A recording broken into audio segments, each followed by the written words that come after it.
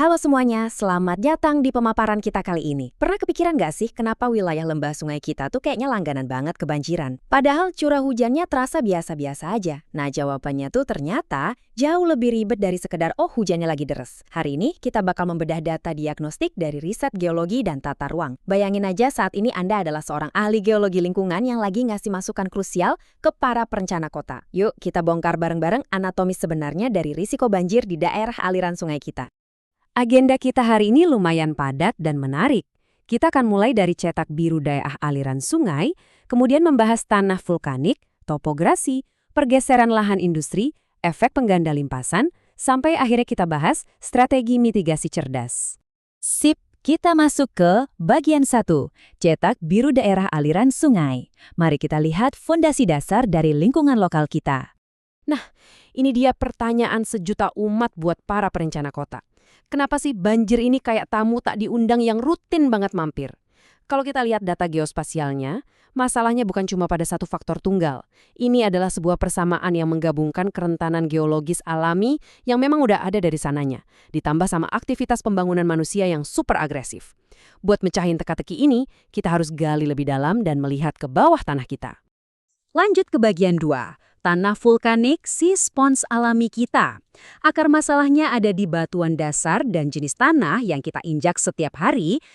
Coba perhatikan kontras antara dua jenis spons vulkanik ini. Tanah andosol ini luar biasa. Dia subur, kaya organik, dan porositasnya sangat tinggi. Ibarat spons cuci piring raksasa, dia jago banget nyerap volume air. Tapi ada satu kelemahan fatal, berat isinya rendah.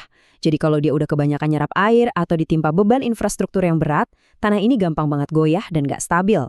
Terus bandingin sama regosol. Ini tuh tanah vulkanik yang lebih muda, kasar, dan banyak pasirnya. Kemampuan dia buat nahan air, wah jauh di bawah andosol. Jadi kebayangkan, kita ini pada dasarnya berdiri di atas fondasi tanah yang antara gampang banget jenuh air, atau emang dari awal susah nyerap air. Sekarang masuk ke bagian 3, topografi dan drainase alami. Bagaimana jenis tanah tadi berinteraksi dengan bentuk landskapnya? Bentuk landskap juga sangat menentukan. Batuan keras seperti formasi breksi vulkanik hasil letusan dahsyat jutaan tahun lalu ini benar-benar berfungsi sebagai tembok alami yang super solid di sepanjang lembah sungai. Masalahnya, air nggak bisa nembus batu sekeras ini. Akibatnya, pola aliran air alami kita secara drastis terbelokkan, menyempit, dan alirannya jadi makin kenceng setiap kali hujan turun. Ditambah lagi dengan efek kemiringan lereng. Lereng pegunungan di wilayah kita itu curamnya bisa sekitar 13–25% loh. Lereng curam ini ibarat jalan tol raksasa buat air. Air meluncur ke bawah dengan kecepatan super tinggi, mengikis tanah dan membawa sedimen. Lalu, air berkecepatan tinggi ini jatuhnya kemana? Ya langsung menuju area permukiman datar di bawahnya yang kemiringannya cuma 0–8%. Area datar ini otomatis langsung berubah jadi kolam penampungan dadakan buat semua terjangan air dan lumpur tadi. Oke, lanjut ke bagian 4, pergeseran lahan industri. Ini saatnya kita masukin faktor manusianya. Kita udah tahu geologinya rapuh. Nah, data tata guna lahan kita belakangan ini jujur aja bikin deg-degan. Ada pengurangan lahan sawah pertanian hampir 20%. Lahan-lahan ini dialihfungsikan jadi perluasan kawasan industri dan permukiman. Masalah utamanya tuh bukan cuma kita kehilangan pemandangan hijau, tapi kita secara fundamental lagi merusak sistem hidrologi alaminya. Lahan andosol yang tadinya jadi spons penyerap air andalan kita, malah kita kupas habis dan kita ganti dengan hamparan aspal dan beton. Bagian 5. Efek pengganda limpasan. Keputusan nutup tanah pakai aspal tadi ternyata punya dampak matematis yang serius. Efek dari beton tadi nggak main-main. Riset menunjukkan bahwa urbanisasi ini memicu lonjakan luas permukaan kedap air sampai 32%. Bayangin itu, setiga dari daerah resapan kita udah ketutup rapat. Ini persis kayak kita iseng nutup panci pakai plat beton di atas seluruh daerah aliran sungai. Air hujan yang turun benar-benar udah nggak punya celah buat meresap kembali ke dalam tanah. Dan tutup beton itu menciptakan efek pengganda yang mengerikan. Lapisan kedap air ini memicu kenaikan volume air limpasan permukaan rata-rata sampai 48,6%. Gila kan? Karena air sama sekali nggak bisa nembus beton dan atap bangunan, hampir separuh dari total curah hujan sekarang langsung meluncur bebas ke jalanan. Ini jelas membebani sistem drainase kota kita yang dari awal nggak pernah didesain buat nampung volume air segila ini. Jadi, kalau kita kalkulasi semuanya, tanah yang gampang jenuh, lereng curam yang jadi jalan tol air, hilangnya lahan spons alami, ditambah lonjakan volume air karena aspal, ketemulah angka prediksi debit puncak yang bikin merinding, 651,40 meter kubik per detik saat curah hujan maksimum. Ini bukan lagi ngomongin genangan air hujan biasa di jalan, teman-teman.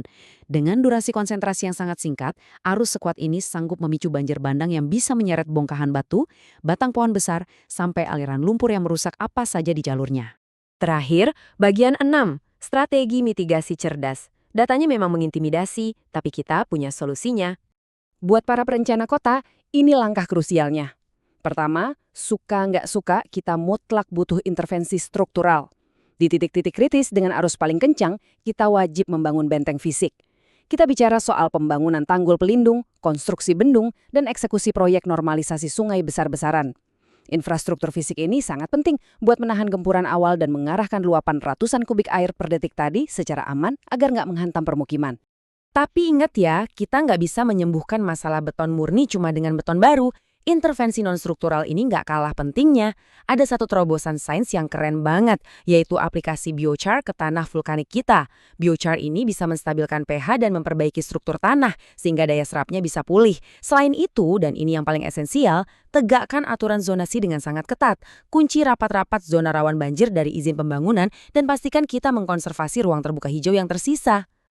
Inti dari semua temuan riset yang kita obrolin ini sangat jelas.